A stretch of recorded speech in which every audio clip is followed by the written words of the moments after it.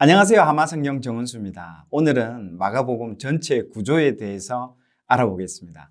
마가는 예수님의 이야기를 그 세 편의 그 단편 영화를 묶어서 하나의 영화로 만든 것 같습니다.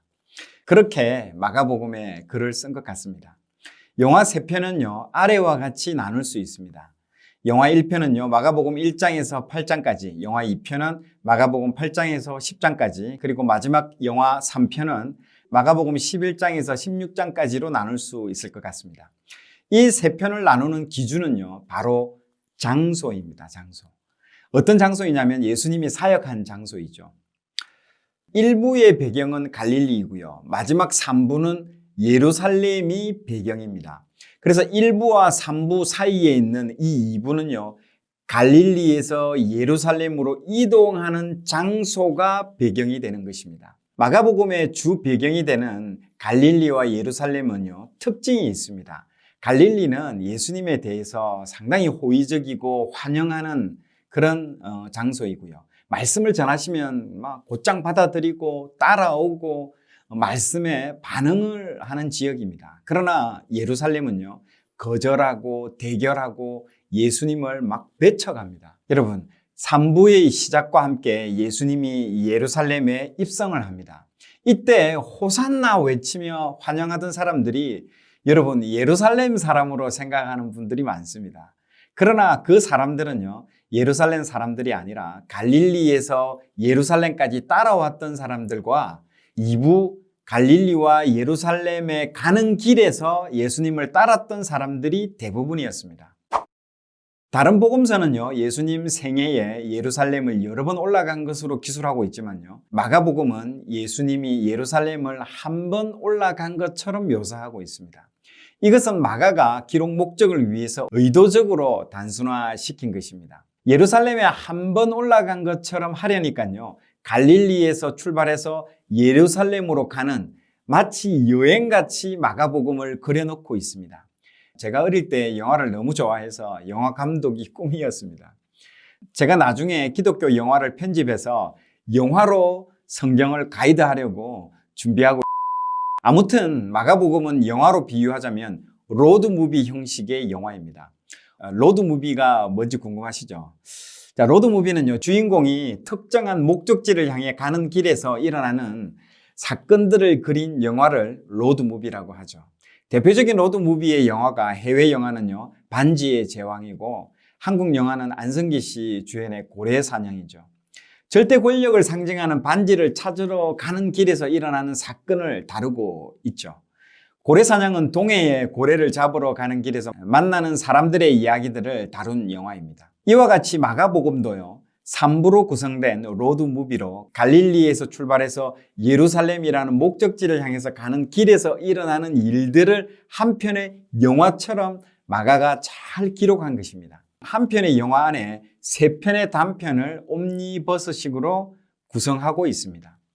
영화 1부는요, 갈릴리와 그 주변 지역에서 예수님이 어떤 일을 하셨나. 여러분, 갈릴리 주변에 어떤 지역이 있죠? 네, 나사렛, 가버나움, 베세다 많이 들어보셨죠? 그런 지역에서 예수님께서 사역을 하고 계시는 것이죠. 그리고 북쪽에는요, 시돈, 뚜로까지도 나옵니다. 2부는요, 갈릴리에서 예루살렘으로 올라가시는 길에서 일어나는 일들입니다. 시작이 8장 27절부터 시작됩니다. 3부는요, 예루살렘에서 사역이 시작되는데요, 11장부터 시작합니다. 정말 깔끔하게 똑 떨어지죠. 이 마가복음 영화는요, 1장 시작과 함께 주인공이 누구인지를 말해주고 있습니다. 하나님의 아들 예수 그리스도의 복음의 시작이라. 마가복음의 주인공은 예수님인데 그분은 하나님의 아들이라는 것입니다. 그리고 바로 예수님이 세례 요한에게 세례받는 장면이 나오고 그 후로 바로 제자들을 부르십니다. 사역으로 곧장 들어가시는 것이죠. 예수님 태어날 때 동방박사 막 나오고 애굽으로 갔다가 오는 이런 이야기는 전혀 없습니다. 그냥 1장에서부터 바로 사역으로 들어갑니다. 여러분, 마가복음 구조도 표를 보시면 다음과 같습니다. 영화 1편은요, 갈릴리와 갈릴리 주변 사역을 하시고 마지막에 베세다에서 맹인을 고치면서 01편 영화가 마칩니다. 영화 02편은요, 가이사라와 요단강 건너편 그리고 여리고 등에서 예수님께서 사역을 하십니다. 공2편 영화 마지막에도요, 여리고에 있는 소경 바디메오를 고쳐주는 것으로 딱 끝마치게 되는 것이죠. 영화 3편은 하이라이트죠. 일주일간의 그 십자가 사건을요, 아주 디테일하게 묘사하고 있습니다. 일주일이라는 아주 그 짧은 시간이지만 내용이 너무너무 중요해가지고요, 그 전체 내용의 3분의 1을 차지하고 있습니다. 환영을 받으시면서 예루살렘에 입성하지만요, 종교인들에게 미움을 받습니다. 그리고 예수님의 그 고난과 죽음, 그리고 부활로 끝을 맺습니다. 영화 01편에서는요, 능력이 많으신 하나님의 아들로서 설명하고 있습니다. 그러나 영화 02편 중반부터는요, 이런 능력의 아들이 우리를 위해서 어떤 길을 선택하시는가를 부각해서 보여주고 있습니다. 영화 02편을 통해서 왜 예수님이 예루살렘으로 올라가셔야 되는지, 왜 예수님은 죽으셔야 되는지, 그리고 예수님을 믿고 따르는 제자들과 우리들은 어떻게 살아야 하는지를 영화 02편에서는 가르쳐 주고 있습니다. 그래서 여러분, 영화 02편 이 부분을 읽으실 때 상당히 중요합니다. 자, 이 02편 이 부분을 읽으면서 예수님이 누군지 알아야 영적인 눈을 뜨고 마가복음을 제대로 읽을 수 있게 됩니다. 그런데 마가복음 02편을 모르면요, 마가복음에 나오는 맹인처럼 영적인 맹인이 되어버립니다. 그래서 03편에 가서는요, 제자들처럼 예수님을 버리고 다 도망가게 되는 것이죠. 마가복음 전체 구조가 예수님께서 갈릴리에서 출발해 예루살렘으로 가서 죽으시는 아주 단순한 구조로 되어 있습니다. 여러분, 예수님은 스스로 십자가를 선택해서 예루살렘으로 들어가셨습니다. 예수님은 하나님의 아들로 시작했지만요, 그 하나님의 아들이 고난의 길, 십자가의 길을 선택하고 계십니다. 예수님께서 내몰리고 배반당해서 어쩔 수 없이 십자가를 지신 것이 아닙니다.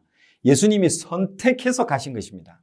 가룟 유다와 대화하는 장면에서 우리는 그것을 볼 수 있습니다. 마가복음 14장 21절에 보면요, 인자는 자기에 대하여 기록된 대로 가거니와, 네가 지금 나 배신해서 팔아가지고 내가 어쩔 수 없이 십자가 지는 게 아니라는 것입니다.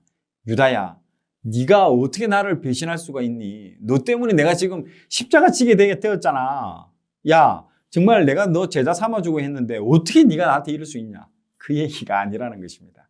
말씀에 기록된 대로 내가 선택해서 간다는 말씀을 하고 계십니다.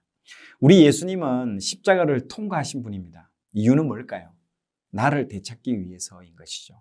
구원하기 위해서인 것이죠. 마가복음 전체에서 또 중요한 것은 지명입니다. 갈릴리와 예루살렘이 중요한 지점이죠.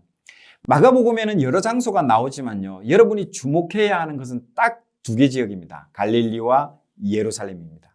그 중에서도 더 중요한 것은 바로 예루살렘인 것이죠. 왜냐하면 예수님의 최종 목적지이기 때문입니다. 여러분, 예루살렘은 무엇을 상징합니까? 이 예루살렘은요, 십자가를 상징합니다. 그래서 죄와 죽음과 심판의 도시로 뚜벅뚜벅뚜벅 걸어 들어가시는 예수님을 보여주고 있습니다. 나중에 따로 말씀드리겠지만요, 이 마가복음에서 자꾸 대비해서 보여주는 것이 제자들의 모습입니다. 이 제자들은요, 분위기 파악을 정말 못합니다. 예수님이 누군지를 모릅니다. 마가복음 내내 그래요.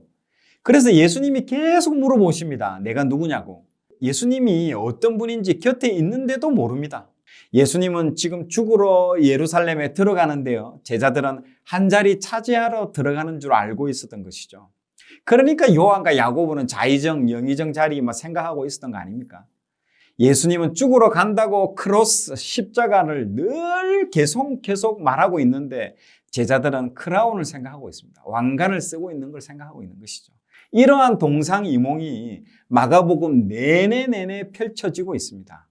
여러분, 마가복음 읽으면서 이 부분을 꼭 머릿속에 두고 여러분 읽으셔야 됩니다. 마가복음의 구조의 특징 중에서 또 하나 재미있는 장면은 이것입니다. 제자들은 예수님이 기적과 이적을 보일 때마다 깜짝깜짝 놀라는 장면이 자주 나옵니다.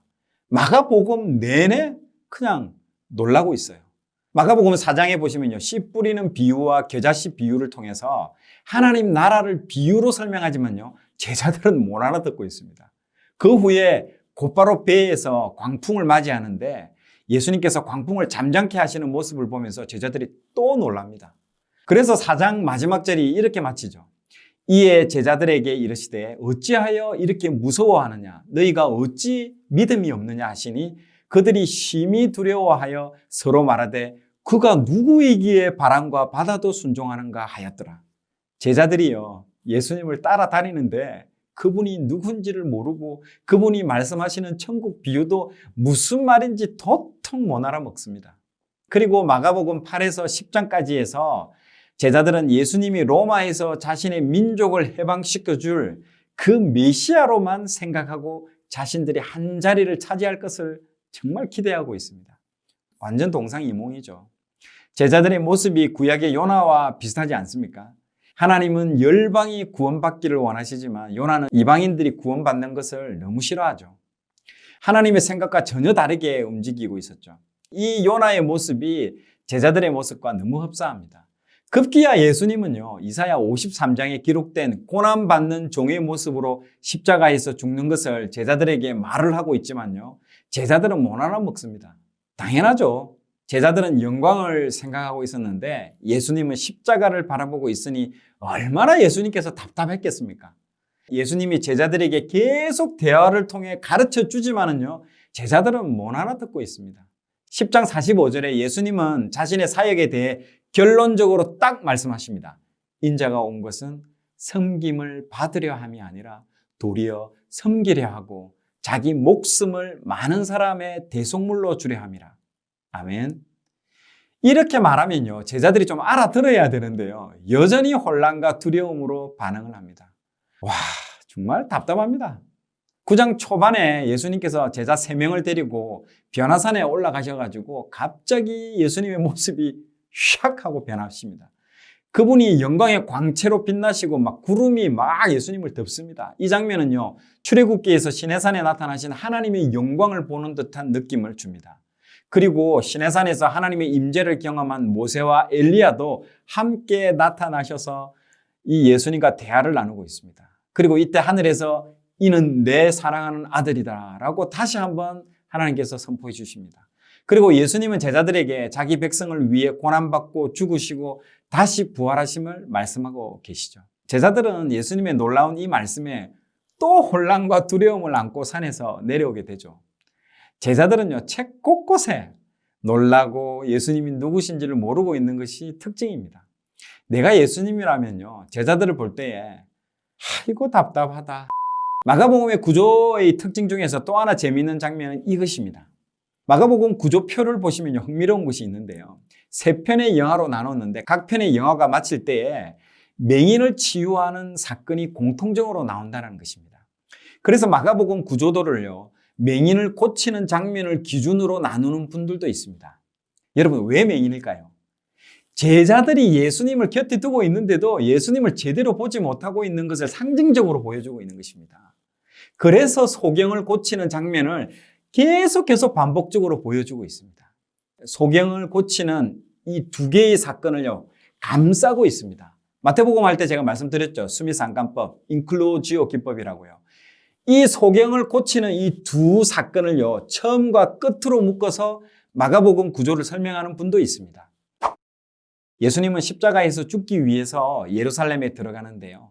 제자들은 로마로부터 이 민족을 구원하기 위해 점령군 같이 들어갑니다. 완전히 코미디죠. 이러한 대비를 잘 보고요. 여러분들 읽어보십시오.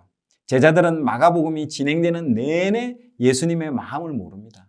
그 절정이 예루살렘 성전을 보고 하신 말씀인 것이죠. 제자들이 예루살렘에 입성해서 헤롯이 지은 그 놀라운 성전을 보고 감탄하고 있습니다.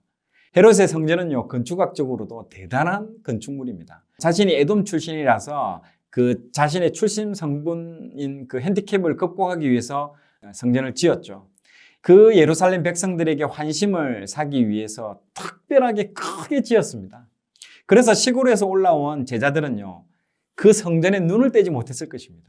그런데 예수님은 계속 오시면서 나는 십자가에서 나를 대속물로 내놓고 죽어야 하는 운명인데 제자들은요 이 도시의 상황에 마음이 흠뻑 다 빼앗겨 버렸던 것이죠. 제자들이 예수님께 예수님 저 예루살렘 성전 너무 멋지지 않나요? 하니까요 예수님께서 너가 보는 이것이 돌 위에 돌 하나도 남지 않고 다 무너진다고 하신 것입니다. 이때 제자들은요 또 한 번 깜짝 놀라죠. 마가복음은요, 제자들의 깜놀의 연속입니다, 그냥.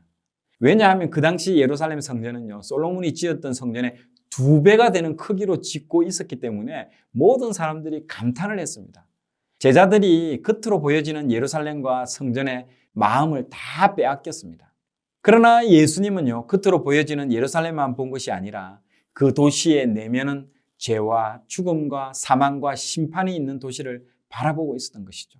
예수님의 말씀대로 그 예루살렘은 AD 70년에 로마 티투스 장군에 의해서 멸망당하게 되었죠. 오늘은 마가복음 구조에 대해서 알아봤습니다. 오늘은 여기까지 하겠습니다. 감사합니다. 자, 오늘 내용이 좋았다면 좋아요, 구독 부탁드리겠습니다. 좋아요, 구독, 알림 설정은 콘텐츠 제작에 큰 힘이 됩니다.